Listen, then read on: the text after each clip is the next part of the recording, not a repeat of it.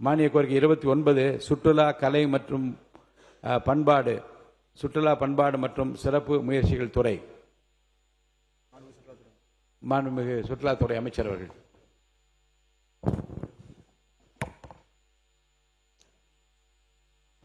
மாண்புமிகு பேரவைத் தலைவர் அவர்களே, தமிழ்நாட்டு முதலமைச்சர் அவர்கள் காலையில் 110 விதியின் கீழ் பல்வேறு வெற்றி அறிவிப்புகளை அறிவித்தார்கள். அந்த அறிவிப்புகளை பொறுத்தவரையில் எல்லா அறிவிப்பும் முக்கியமான அறிவிப்புகள். பால் கொள்முதல் விலை 3 ரூபாய் உயர்த்தி இருக்கின்றார்கள். அதேபோல் 300 கோடி ரூபாய் அளவில் 400 படுக்கைகள் கொண்ட ஒரு மல்டி ஸ்பெஷாலிட்டி ஹாஸ்பிட்டல். அதேபோல் இதில் முக்கியமான அறிவிப்பு, ஏன்னா இன்னைக்கு நிறைய நோயாளிகள் அரசு மருத்துவமனையிலும் சரி, அரசு மருத்துவக் கல்லூரியிலும் சரி போய் அவங்க நோய் மானிய கோரிக்கையை முன்மொழிஞ்சிட்டு அதுக்கப்புறம் நிறைய நேரம் நீங்க பேசலாம். முதல்ல முன்மொழிஞ்சிடணும். மானிய கோரிக்கை எண் 29 சுற்றுலா கலை மற்றும் பண்பாடு மற்றும் சிறப்பு முயற்சிகள் துறை. மாண்புமிகு சுற்றுலாத்துறை அமைச்சர் அவர்கள்.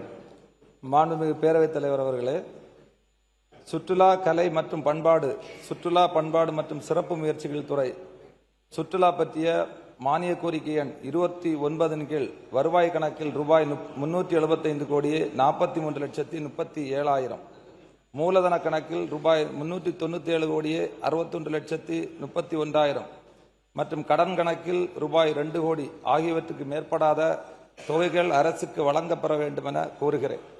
வெட்டு தீர்மானம் மொழிதல். மாண்பு உறுப்பினர் திரு பி.கே. சேகர் பாபு அவர்கள், மாண்பு டாக்டர் வை முத்துராஜா அவர்கள், மாண்பு உறுப்பினர் ஐ.பி. செந்தில்குமார் அவர்கள், மாண்பு உறுப்பினர் திரு ஏவா வேலு அவர்கள், மாண்பு உறுப்பினர் இரா ஜெயராமகிருஷ்ணன் அவர்கள், மாண்பு உறுப்பினர் காதர் பாட்ஷா முத்துராமலிங்கம் அவர்கள், மாண்பு உறுப்பினர் ஜி.வி. மலர்கண்டையன் அவர்கள், மாண்பு உறுப்பினர் முனைவர் எம்.எச். ஜவஹர்லால் அவர்கள், மாண்பு உறுப்பினர் டாக்டர் கலை கதிரவன் அவர்கள், மாண்பு உறுப்பினர் திரு இ. ராஜா, மாண்பு உறுப்பினர் திரு ஆசே வெல்வநாதன் அவர்கள், மாண்பு உறுப்பினர் முனைவர் ஆ. கணேஷ்குமார், மாண்பு உறுப்பினர் சா. சிவகுமார் அவர்கள், மாண்பு உறுப்பினர் திரு நத்தம் இரா விஸ்வநாதன் அவர்கள் இருக்கையில் இல்லை, மாண்பு உறுப்பினர் அக்ரி எஸ். கிருஷ்ணமூர்த்தி அவர்கள் இருக்கையில் இல்லை, மாண்பு உறுப்பினர் டி. ராமச்சந்திரன், மாண்பு உறுப்பினர் ஏ. பி. ஜெய்சங்கர் அவர்கள் இருக்கையில் இல்லை, மாண்பு உறுப்பினர் அருள்மொழி தேவன் அவர்கள் இருக்கையில் இல்லை, மாண்பு உறுப்பினர் வே. சம்பத்குமார் அவர்கள் இருக்கையில் இல்லை, மாண்பு உறுப்பினர் கா. வைத்திலிங்கம் அவர்கள், மாண்பு உறுப்பினர் முனைவர் பால் மனோஜ் பண்ண அவர்கள், மாண்பு உறுப்பினர் எஸ். ஆஸ்டின் அவர்கள், மாண்பு உறுப்பினர் திரு தி. மு. ராஜேந்திரன் அவர்கள், மாண்பு உறுப்பினர் திரு க. கருணாநிதி அவர்கள், மாண்பு உறுப்பினர் திரு ரா. இளங்கோ அவர்கள், மாண்பு உறுப்பினர் திரு ஆர். காமராஜ் அவர்கள் இருக்கையில் இல்லை, மாண்பு உறுப்பினர் எஸ். அம்பேத்குமார், மாண்பு உறுப்பினர் எஸ். எம். சுகுமார் இருக்கையில் இல்லை, மாண்பு உறுப்பினர் கோ. ஹரி இருக்கையில் இல்லை, மாண்பு உறுப்பினர் திரு கார்த்திகேயன் அவர்கள், மாண்பு உறுப்பினர் மு. திராவிடமணி அவர்கள், மாண்பு உறுப்பினர் ச. வெற்றிவேல்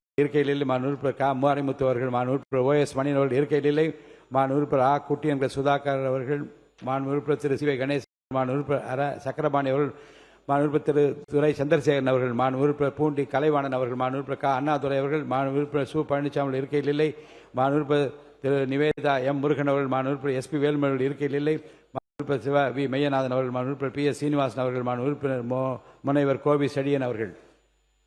மானிய கோரிக்கைகள் வெட்டு தீர்மானங்கள் பேரவை முன் விவாதத்திற்கு வைக்கப்பட்டுள்ளன.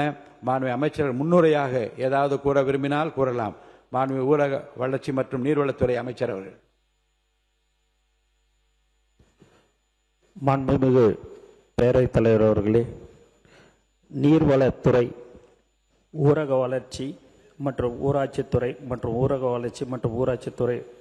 வறுமை ஒழிப்பு திட்டங்கள் மற்றும் ஊரக கடன்கள் ஆகியவை பற்றிய கொள்கை விளக்க குறிப்புகள் தமிழிலும் ஆங்கிலத்திலும் அச்சடிக்கப்பட்டு மாமன்ற உறுப்பினர்களுக்கு அவர்கள் படிப்பதற்கு வசதியாக ஏற்கனவே கொடுக்கப்பட்டுள்ளன. மின்னஞ்சல் மூலமாகவும் அனுப்பப்பட்டுள்ளன. கொள்கை விளக்க குறிப்புகள் தமிழிலும் ஆங்கிலத்திலும் மாண்புமிகு உறுப்பினர் அவர்களின் மேசைகளிலும் சிறு கணிப்பொறிகளிலும் பதிவேற்றம் செய்யப்பட்டுள்ளன. அவற்றில் தமிழிலே கொடுக்கப்பட்டு இருக்கின்ற கொள்கை விளக்க குறிப்புகளை நான் இந்த மாமன்றத்தில் படித்ததாக ஏற்று சட்டமன்ற பதிவேட்டில் பதிவு செய்து கொள்ள வேண்டும் என்று பணிவோடு கேட்டுக்கொள்கிறேன். மாண்புமிகு உறுப்பினர்கள் தங்கள் அரிய கருத்துக்களை தெரிவித்த பின்னர் என்னுடைய பதிலுரையில் அவற்றுக்கு விளக்கம் அளிக்கிறேன் என்பதை தெரிவித்துக் கொள்கிறேன்.